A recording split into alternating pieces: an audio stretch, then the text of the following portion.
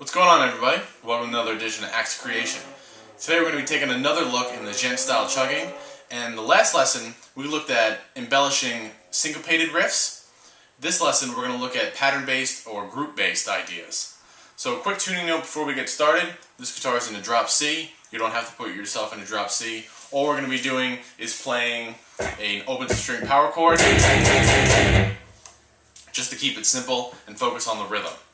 So the first example is a pattern-based idea, and the pattern is basically based off of 16th notes, and you have 2-1, 2-1-2. So you have this pattern, and that's going to last 3 beats, but we're playing in 4, so it's going to cycle through each beat through the measures, and after 3 measures it'll land back on 1 again.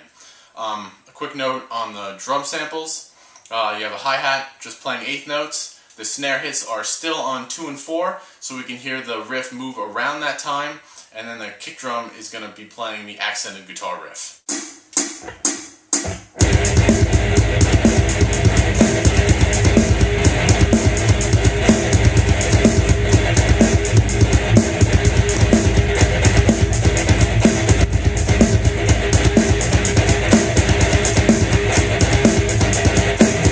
So you can hear how the riff shifts around your 2 and 4 pulse and your steady 4 pulse. That's a very simple example of what we're talking about, and you can apply much more complex ideas to it.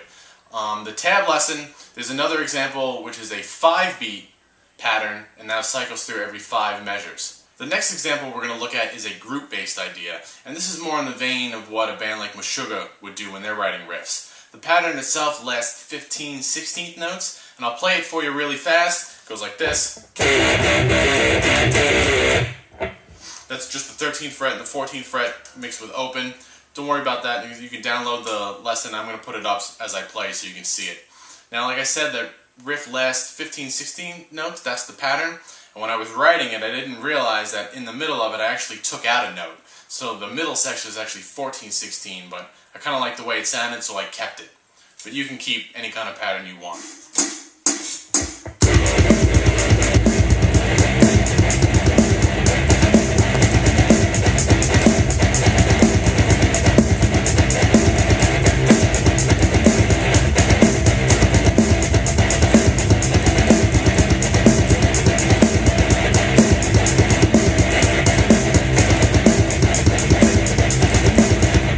You may have noticed that when I was playing that, I played that down in 1st position instead of 13th position.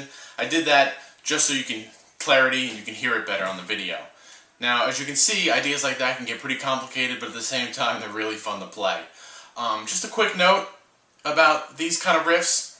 You can use them as ostinatos, and you can build on them and layer upon them. You can layer other guitar parts or guitar solos or vocal lines, lots of different things. But just be aware, because like any avant-garde style of music, the manipulation of texture gets a little abused, and it can be really confusing for your listeners. So when you layer these parts, watch out. I hope you can incorporate these ideas. Any questions or concerns, please let me know.